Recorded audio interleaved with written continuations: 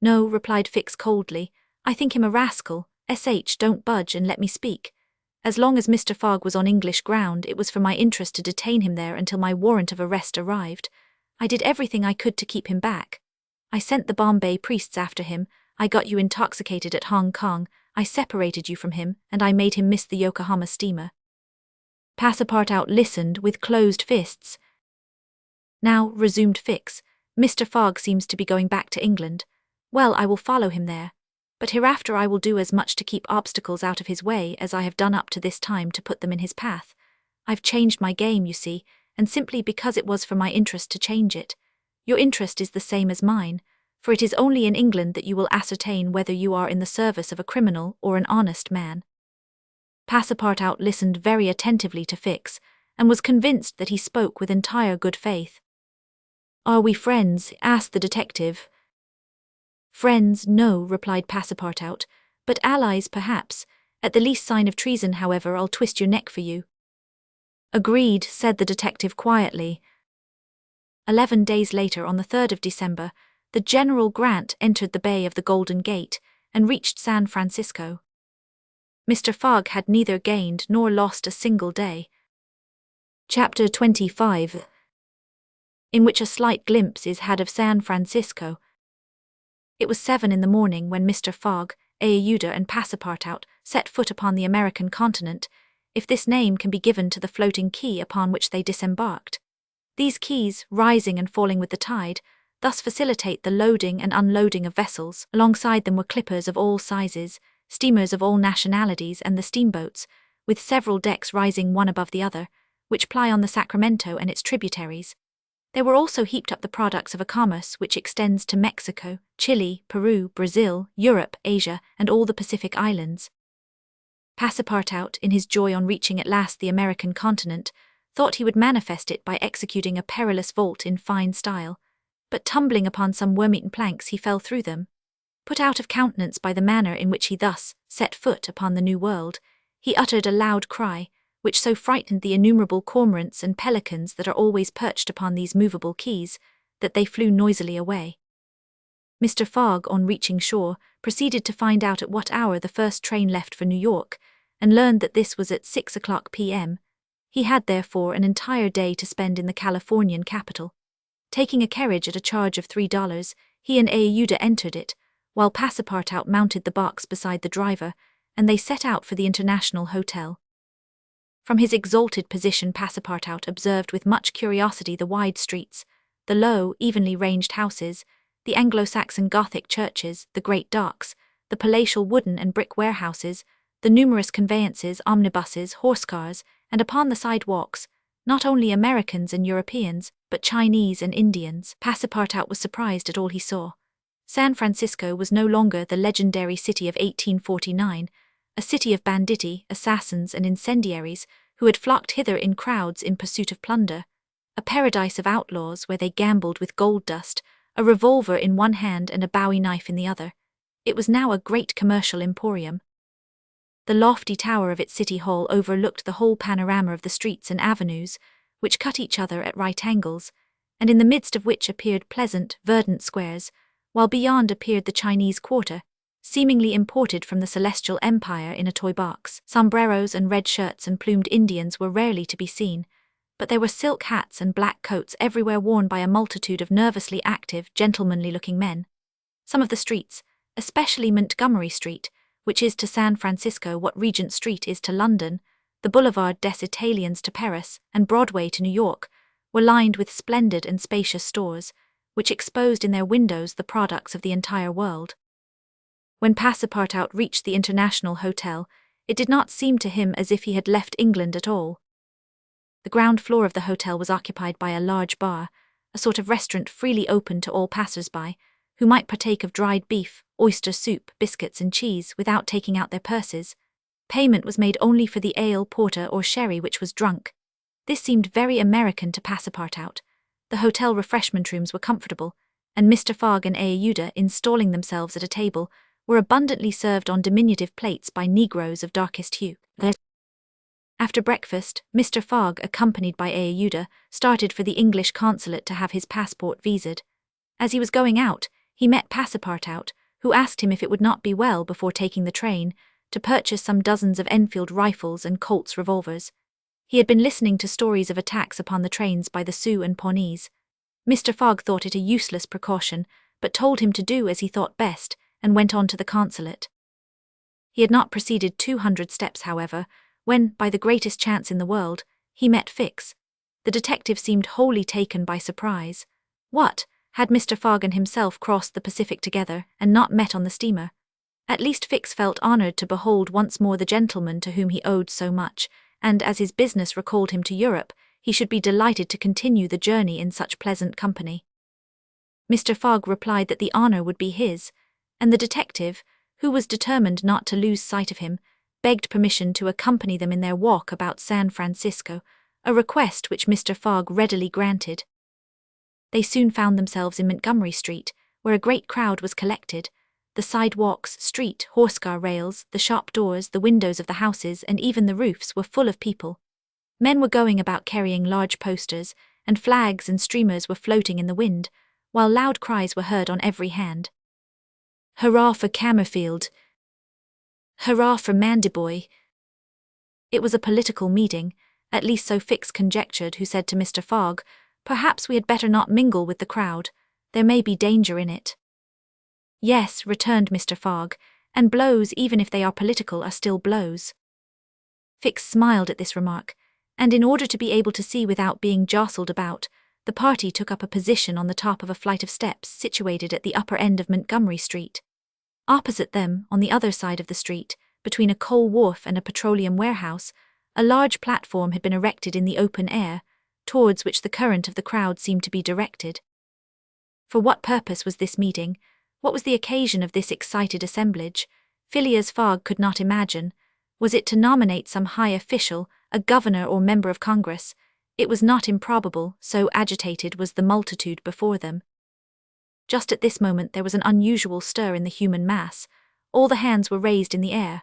Some, tightly closed, seemed to disappear suddenly in the midst of the cries, an energetic way, no doubt, of casting a vote. The crowd swayed back, the banners and flags wavered, disappeared an instant, then reappeared in tatters. The undulations of the human surge reached the steps, while all the heads floundered on the surface like a sea agitated by a squall. Many of the black hats disappeared, and the greater part of the crowd seemed to have diminished in height. "It is evidently a meeting," said Fix, "and its object must be an exciting one. I should not wonder if it were about the Alabama, despite the fact that that question is settled." "Perhaps," replied Mr. Fogg simply.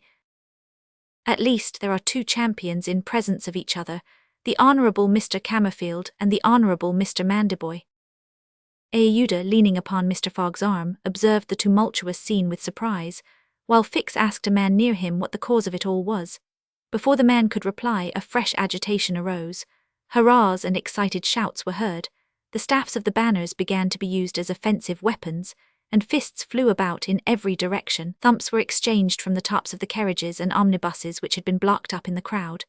Boots and shoes went whirling through the air, and Mr. Fogg thought he even heard the crack of revolvers mingling in the din. The rout approached the stairway and flowed over the lower step. One of the parties had evidently been repulsed, but the mere lookers on could not tell whether Mandiboy or Camerfield had gained the upper hand.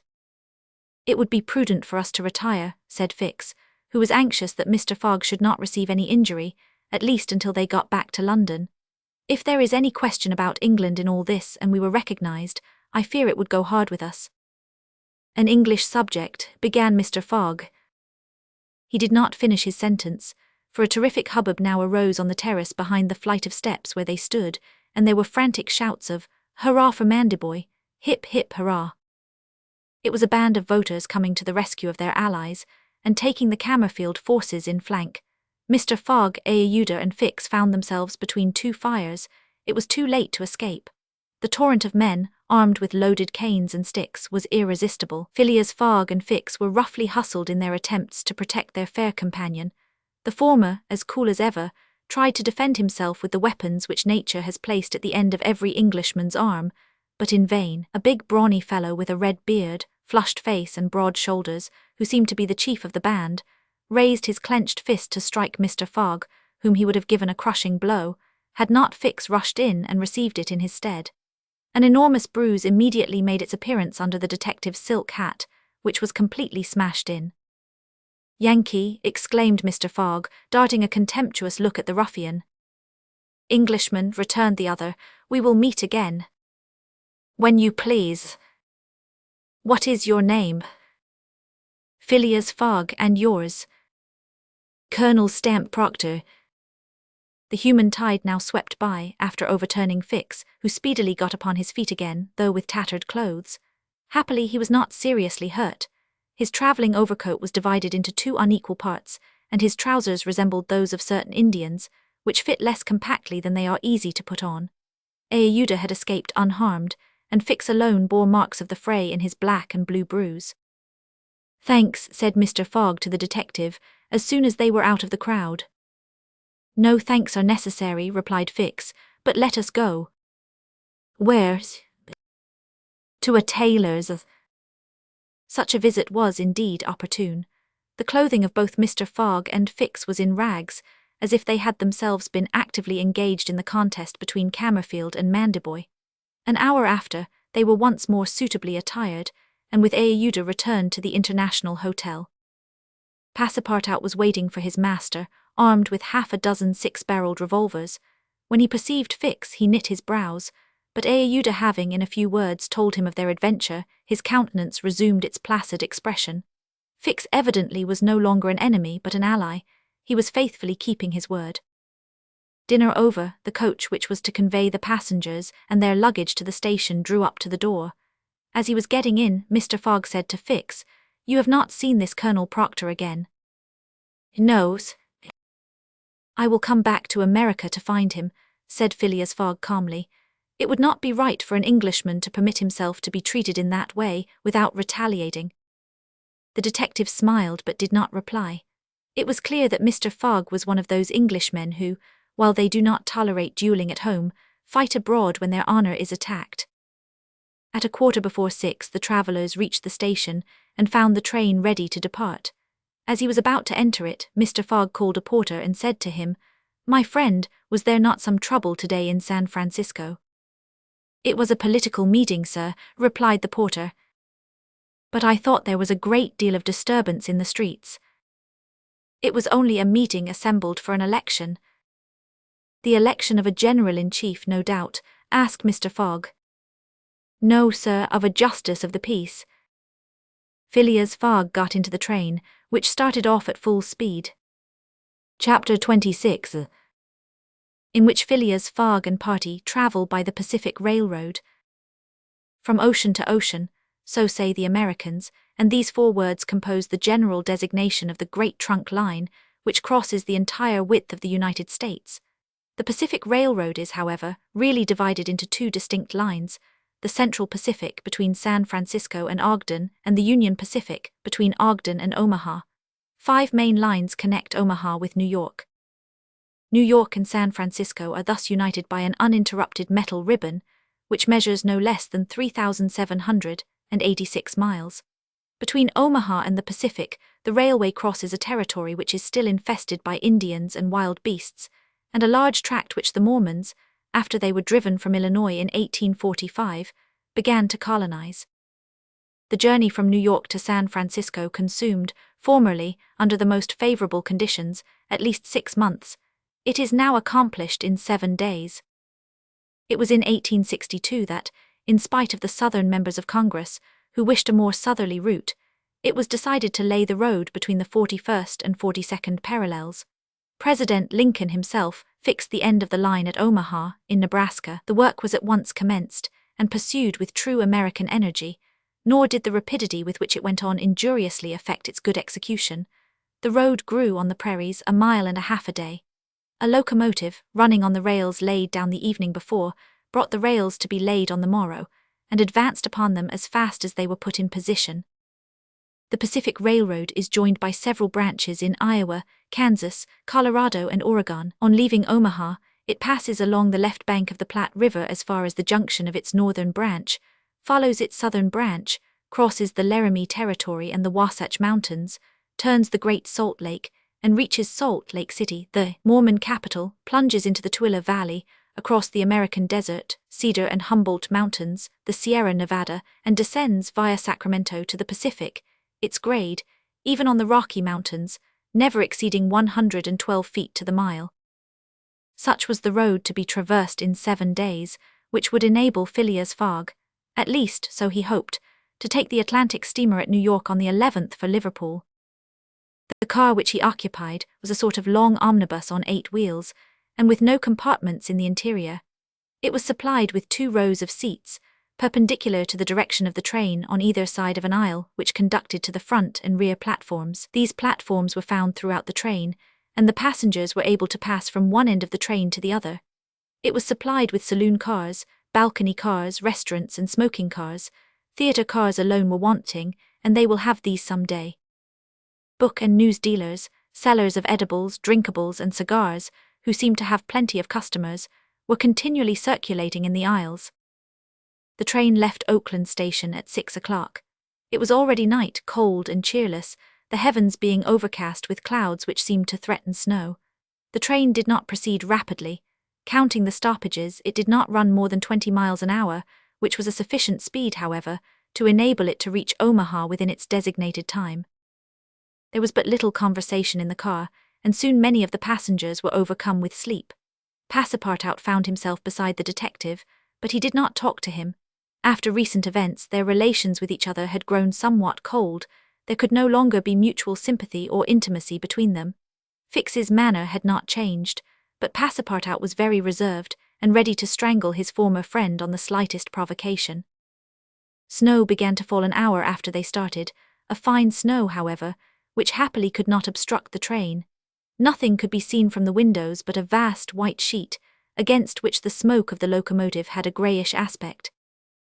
At 8 o'clock, a steward entered the car and announced that the time for going to bed had arrived, and in a few minutes the car was transformed into a dormitory. The backs of the seats were thrown back, bedsteads carefully packed were rolled out by an ingenious system, berths were suddenly improvised, and each traveller had soon at his disposition a comfortable bed, protected from curious eyes by thick curtains. The sheets were clean and the pillows soft. It only remained to go to bed and sleep, which everybody did, while the train sped on across the state of California.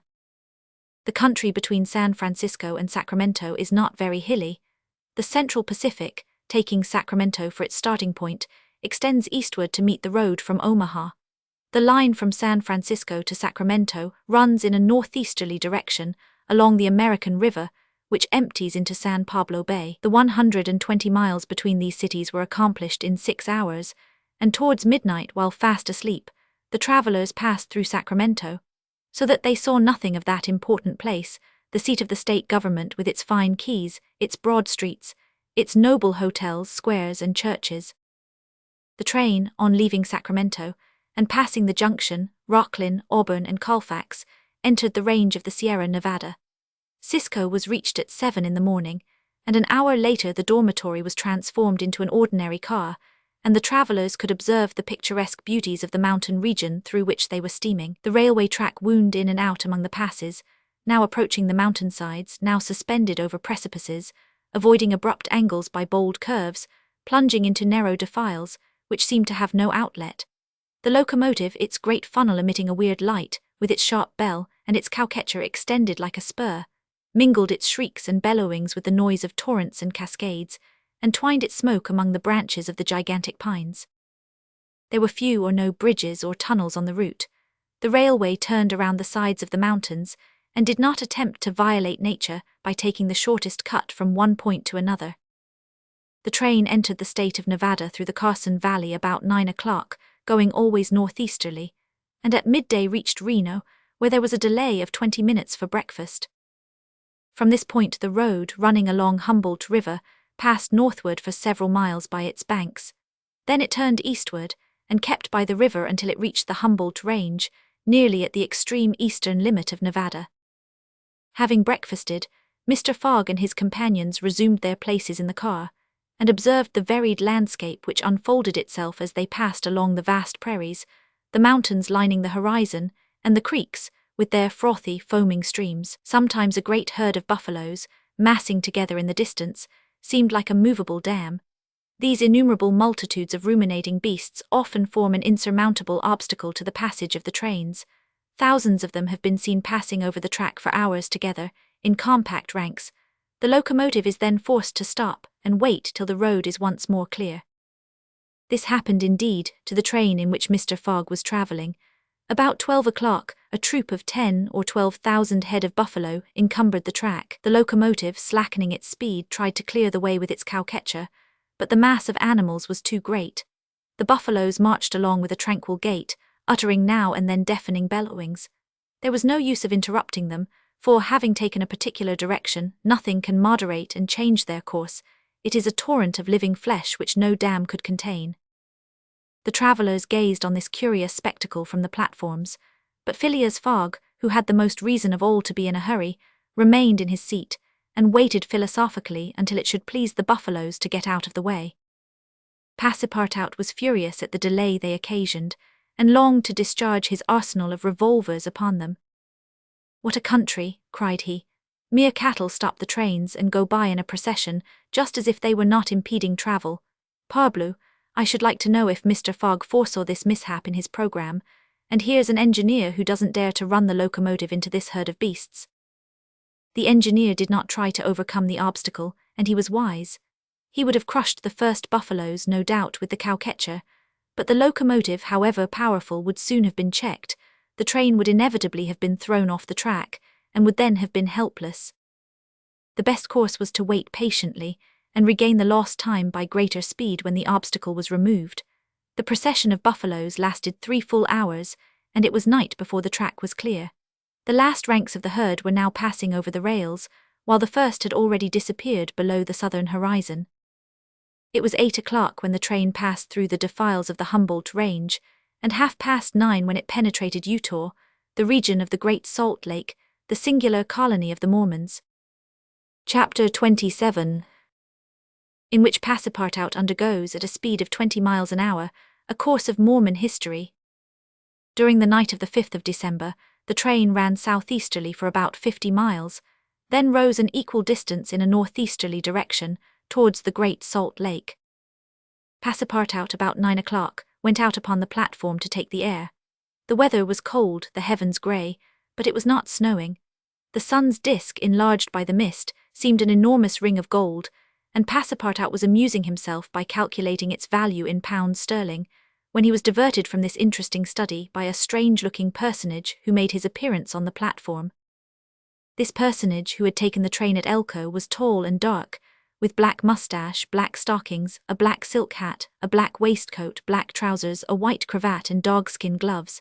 He might have been taken for a clergyman. He went from one end of the train to the other, and affixed to the door of each car a notice written in manuscript. Passepartout approached and read one of these notices, which stated that Elder William Hitch, Mormon missionary, taking advantage of his presence on train number 48, would deliver a lecture on Mormonism in car number 117, from 11 to 12 o'clock, and that he invited all who were desirous of being instructed concerning the mysteries of the religion of the Latter-day Saints to attend. "I'll go," said Passepartout to himself. He knew nothing of Mormonism except the custom of polygamy, which is its foundation. The news quickly spread through the train, which contained about 100 passengers, 30 of whom, at most, attracted by the notice, ensconced themselves in car number 117. Passepartout took one of the front seats. Neither Mr. Fogg nor Fix cared to attend. At the appointed hour, Elder William Hitch rose, and, in an irritated voice, as if he had already been contradicted, said, "I tell you that Joe Smith is a martyr, that his brother Hiram is a martyr, and that the persecutions of the United States government against the prophets will also make a martyr of Brigham Young. Who dares to say the contrary?" No one ventured to gainsay the missionary, whose excited tone contrasted curiously with his naturally calm visage. No doubt his anger arose from the hardships to which the Mormons were actually subjected. The government had just succeeded, with some difficulty, in reducing these independent fanatics to its rule. It had made itself master of Utah, and subjected that territory to the laws of the Union, after imprisoning Brigham Young on a charge of rebellion and polygamy. The disciples of the prophet had since redoubled their efforts, and resisted, by words at least, the authority of Congress. Elder Hitch, as is seen, was trying to make proselytes on the very railway trains. Then, emphasizing his words with his loud voice and frequent gestures, he related the history of the Mormons from biblical times. How that, in Israel, a Mormon prophet of the tribe of Joseph published the annals of the new religion, and bequeathed them to his son Mormon. How, many centuries later, a translation of this precious book, which was written in Egyptian, was made by Joseph Smith, Jr., a Vermont farmer who revealed himself as a mystical prophet in 1825. And how, in short, the celestial messenger appeared to him in an illuminated forest and gave him the annals of the Lord. Several of the audience, not being much interested in the missionary's narrative, here left the car. But Elder Hitch, continuing his lecture, related how Smith, Jr., with his father, 2 brothers and a few disciples, founded the Church of the Latter-day Saints, which, adopted not only in America, but in England, Norway and Sweden and Germany, counts many artisans, as well as men engaged in the liberal professions, among its members. How a colony was established in Ohio, a temple erected there at a cost of $200,000, and a town built at Kirkland. How Smith became an enterprising banker, and received from a simple mummy showman a papyrus scroll written by Abraham and several famous Egyptians. The elder's story became somewhat wearisome, and his audience grew gradually less, until it was reduced to 20 passengers, but this did not disconcert the enthusiast, who proceeded with the story of Joseph Smith's bankruptcy in 1837, and how his ruined creditors gave him a coat of tar and feathers. His reappearance some years afterwards, more honorable and honored than ever at Independence, Missouri, the chief of a flourishing colony of 3,000 disciples, and his pursuit thence by outraged Gentiles, and retirement into the far west. 10 hearers only were now left, among them honest Passepartout, who was listening with all his ears. Thus he learned that, after long persecutions, Smith reappeared in Illinois, and in 1839 founded a community at Nauvoo, on the Mississippi, numbering 25,000 souls, of which he became mayor, chief justice, and general-in-chief. That he announced himself in 1843 as a candidate for the presidency of the United States, and that finally, being drawn into ambuscade at Carthage, he was thrown into prison and assassinated by a band of men disguised in masks. Passepartout was now the only person left in the car, and the elder, looking him full in the face, reminded him that, 2 years after the assassination of Joseph Smith, the inspired prophet Brigham Young, his successor, left Nauvoo for the banks of the Great Salt Lake, where in the midst of that fertile region, directly on the route of the emigrants who crossed Utah on their way to California, the new colony, thanks to the polygamy practiced by the Mormons, had flourished beyond expectations. And this, added Elder William Hitch, this is why the jealousy of Congress has been aroused against us. Why have the soldiers of the Union invaded the soil of Utah? Why has Brigham Young, our chief, been imprisoned in contempt of all justice? Shall we yield to force? Never. Driven from Vermont, driven from Illinois, driven from Ohio, driven from Missouri, driven from Utah, we shall yet find some independent territory on which to plant our tents. And you, my brother, continued the elder, fixing his angry eyes upon his single auditor, will you not plant yours there too, under the shadow of our flag? No, replied Passepartout courageously, in his turn retiring from the car, and leaving the elder to preach to vacancy. During the lecture the train had been making good progress, and towards 12:30 it reached the northwest border of the Great Salt Lake. Thence the passengers could observe the vast extent of this interior sea, which is also called the Dead Sea, and into which flows an American Jordan.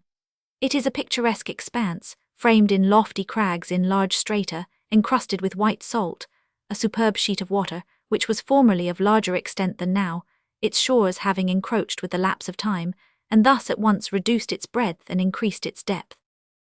The Salt Lake, 70 miles long and 35 wide, is situated 3 miles 800 feet above the sea. Quite different from Lake Asphaltite, whose depression is 1,200 feet below the sea, it contains considerable salt, and 1/4 of the weight of its water is solid matter, its specific weight being 1170, and after being distilled 1,000. Fishes are of course unable to live in it, and those which descend through the Jordan, the Weber and other streams soon perish.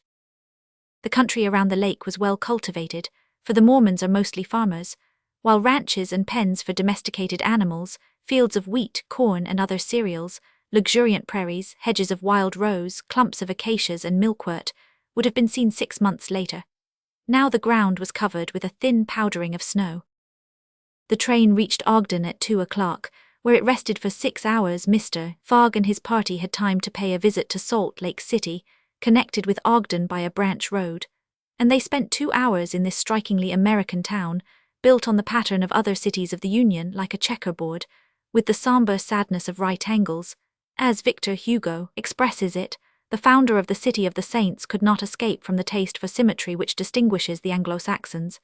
In this strange country, where the people are certainly not up to the level of their institutions, everything is done squarely: cities, houses, and follies.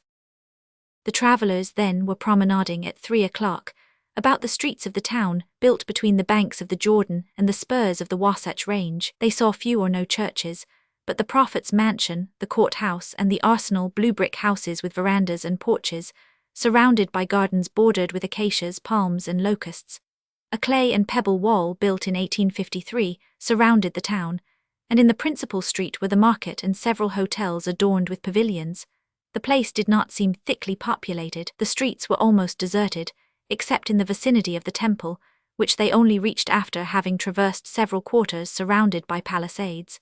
There were many women, which was easily accounted for by the peculiar institution of the Mormons, but it must not be supposed that all the Mormons are polygamists. They are free to marry or not as they please, but it is worth noting that it is mainly the female citizens of Utah who are anxious to marry, as according to the Mormon religion, maiden ladies are not admitted to the possession of its highest joys.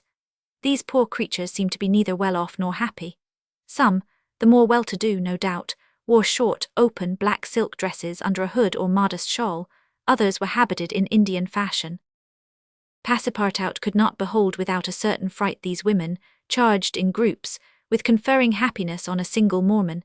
His common sense pitied above all the husband. It seemed to him a terrible thing to have to guide so many wives at once across the vicissitudes of life, and to conduct them, as it were, in a body to the Mormon paradise, with the prospect of seeing them in the company of the glorious Smith, who doubtless was the chief ornament of that delightful place, to all eternity. He felt decidedly repelled from such a vocation, and he imagined, perhaps he was mistaken, that the fair ones of Salt Lake City cast rather alarming glances on his person. Happily his stay there was but brief. At 4 the party found themselves again at the station, took their places in the train, and the whistle sounded for starting. Just at the moment, however, that the locomotive wheels began to move, cries of "Stop! Stop!" were heard. Trains, like time and tide, stop for no one. The gentleman who uttered the cries was evidently a belated Mormon. He was breathless with running. Happily for him, the station had neither gates nor barriers. He rushed along the track, jumped on the rear platform of the train, and fell, exhausted, into one of the seats. Passepartout, who had been anxiously watching this amateur gymnast, approached him with lively interest, and learned that he had taken flight after an unpleasant domestic scene. When the Mormon had recovered his breath, Passepartout ventured to ask him politely how many wives he had, for from the manner in which he had decamped, it might be thought that he had 20 at least. "One, sir," replied the Mormon, raising his arms heavenward, "one, and that was enough." Chapter 28, in which Passepartout does not succeed in making anybody listen to reason. The train, on leaving Great Salt Lake at Ogden, passed northward for an hour as far as Weber River, having completed nearly 900 miles from San Francisco. From this point it took an easterly direction towards the jagged Wasatch Mountains. It was in the section included between this range and the Rocky Mountains that the American engineers found the most formidable difficulties in laying the road, and that the government granted a subsidy of $48,000 per mile, instead of $16,000 allowed for the work done on the plains. But the engineers, instead of violating nature, avoided its difficulties by winding around, instead of penetrating the rocks. One tunnel only, 14,000 feet in length, was pierced in order to arrive at the Great Basin. The track up to this time had reached its highest elevation at the Great Salt Lake. From this point it described a long curve, descending towards Bitter Creek Valley, to rise again to the dividing ridge of the waters between the Atlantic and the Pacific. There were many creeks in this mountainous region, and it was necessary to cross Muddy Creek, Green Creek, and others upon culverts. Passepartout grew more and more impatient as they went on, while Fix longed to get out of this difficult region, and was more anxious than Phileas Fogg himself to be beyond the danger of delays and accidents, and set foot on English soil. At 10 o'clock at night the train stopped at Fort Bridger Station, and 20 minutes later entered Wyoming territory, following the valley of Bitter Creek throughout. The next day, 7th December, they stopped for a quarter of an hour at Green River Station. Snow had fallen abundantly during the night, but being mixed with rain, it had half melted and did not interrupt their progress. The bad weather, however, annoyed Passepartout, for the accumulation of snow by blocking the wheels of the cars would certainly have been fatal to Mr. Fogg's tour. "What an idea," he said to himself. "Why did my master make this journey in winter? Couldn't he have waited for the good season to increase his chances?" While the worthy Frenchman was absorbed in the state of the sky and the depression of the temperature, Aeuda was experiencing fears from a totally different cause. Several passengers had got off at Green River and were walking up and down the platforms, and among these Aeuda recognized Colonel Stamp Proctor, the same who had so grossly insulted Phileas Fogg at the San Francisco meeting. Not wishing to be recognized, the young woman drew back from the window, feeling much alarm at her discovery. She was attached to the man who, however coldly, gave her daily evidences of the most absolute devotion. She did not comprehend, perhaps, the depth of the sentiment with which her protector inspired her, which she called gratitude, but which, though she was unconscious of it, was really more than that. Her heart sank within her when she recognized the man whom Mr. Fogg desired, sooner or later, to call to account for his conduct. Chance alone, it was clear, had brought Colonel Proctor on this train, but there he was, and it was necessary, at all hazards, that Phileas Fogg should not perceive his adversary. Aeuda seized a moment when Mr. Fogg was asleep to tell Fix and Passepartout whom she had seen. "That Proctor on this train," cried Fix. "Well, reassure yourself, madam, before he settles with Mr. Fogg. He has got to deal with me. It seems to me that I was the more insulted of the two." "And besides," added Passepartout, "I'll take charge of him, colonel as he is." "Mr. Fix," resumed Aeuda, "Mr. Fogg will allow no one to avenge him. He said that he would come back to America to find this man. Should he perceive Colonel Proctor, we could not prevent a collision which might have terrible results. He must not see him." "You are right, madam," replied Fix. "A meeting between them might ruin all. Whether he were victorious or beaten, Mr. Fogg would be delayed and, added Passepartout, that would play the game of the gentlemen of the Reform Club. In 4 days we shall be in New York. Well, if my master does not leave this car during those 4 days, we may hope that chance will not bring him face to face with this confounded American. We must, if possible, prevent his stirring out of it." The conversation dropped. Mr. Fogg had just woke up and was looking out of the window. Soon after, Passepartout, without being heard by his master or Aeuda, whispered to the detective, "Would you really fight for him?" "I would do anything," replied Fix in a tone which betrayed determined will, "to get him back living to Europe." Passepartout felt something like a shudder shoot through his frame, but his confidence in his master remained unbroken. Was there any means of detaining Mr. Fogg in the car, to avoid a meeting between him and the colonel? It ought not to be a difficult task, since that gentleman was naturally sedentary and little curious.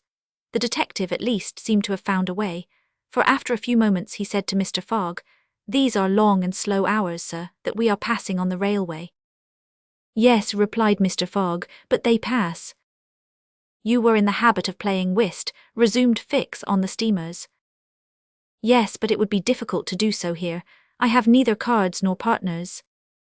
"Oh, but we can easily buy some cards, for they are sold on all the American trains. And as for partners, if madam plays—" "Certainly, sir," Aeuda quickly replied. "I understand whist, it is part of an English education. I myself have some pretensions to playing a good game. Well, here are 3 of us and a dummy." "As you please, sir," replied Phileas Fogg, heartily glad to resume his favourite pastime even on the railway. Passepartout was dispatched in search of the steward, and soon returned with 2 packs of cards, some pins, counters, and a shelf covered with cloth. The game commenced. Aeuda understood whist sufficiently well, and even received some compliments on her playing from Mr. Fogg. As for the detective, he was simply an adept, and worthy of being matched against his present opponent. "Now," thought Passepartout, "we've got him, he won't budge."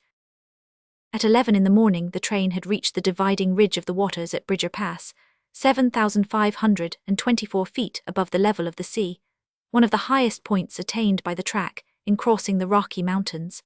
After going about 200 miles, the travellers at last found themselves on one of those vast plains which extend to the Atlantic, and which nature has made so propitious for laying the iron road. On the declivity of the Atlantic basin, the first streams, branches of the North Platte River, already appeared. The whole northern and eastern horizon was bounded by the immense semicircular curtain, which is formed by the southern portion of the Rocky Mountains, the highest being Laramie Peak. Between this and the railway extended vast plains, plentifully irrigated. On the right rose the lower spurs of the mountainous mass, which extends southward to the sources of the Arkansas River, one of the great tributaries of the Missouri. At 12:30 the travelers caught sight for an instant of Fort Halleck, which commands that section, and in a few more hours the Rocky Mountains were crossed.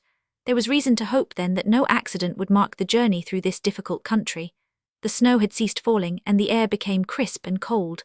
Large birds, frightened by the locomotive, rose and flew off in the distance. No wild beast appeared on the plain. It was a desert in its vast nakedness. After a comfortable breakfast served in the car, Mr. Fogg and his partners had just resumed whist when a violent whistling was heard, and the train stopped. Passepartout put his head out of the door but saw nothing to cause the delay. No station was in view. Aouda and Fix feared that Mr. Fogg might take it into his head to get out, but that gentleman contented himself with saying to his servant, "See what is the matter." Passepartout rushed out of the car. 30 or 40 passengers had already descended, amongst them Colonel Stamp Proctor. The train had stopped before a red signal which blocked the way.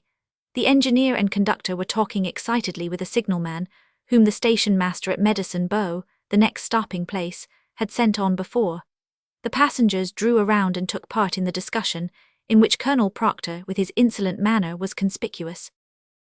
Passepartout, joining the group, heard the signalman say, "No, you can't pass. The bridge at Medicine Bow is shaky and would not bear the weight of the train." This was a suspension bridge thrown over some rapids, about a mile from the place where they now were. According to the signalman, it was in a ruinous condition, several of the iron wires being broken, and it was impossible to risk the passage. He did not in any way exaggerate the condition of the bridge.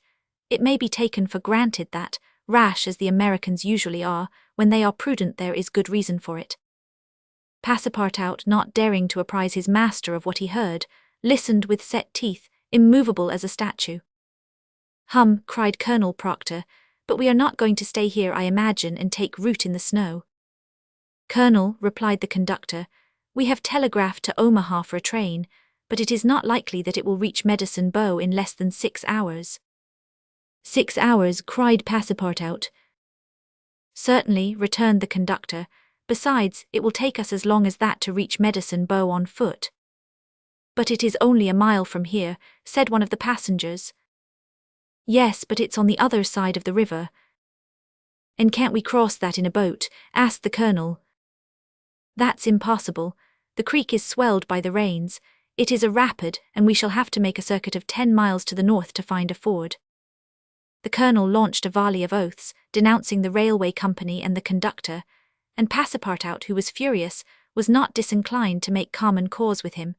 Here was an obstacle indeed, which all his master's banknotes could not remove. There was a general disappointment among the passengers, who, without reckoning the delay, saw themselves compelled to trudge 15 miles over a plain covered with snow. They grumbled and protested, and would certainly have thus attracted Phileas Fogg's attention if he had not been completely absorbed in his game. Passepartout found that he could not avoid telling his master what had occurred, and with hanging head he was turning towards the car, when the engineer, a true Yankee named Forster, called out, "Gentlemen, perhaps there is a way after all to get over." "On the bridge?" asked a passenger. "On the bridge. With our train. With our train." Passepartout stopped short and eagerly listened to the engineer.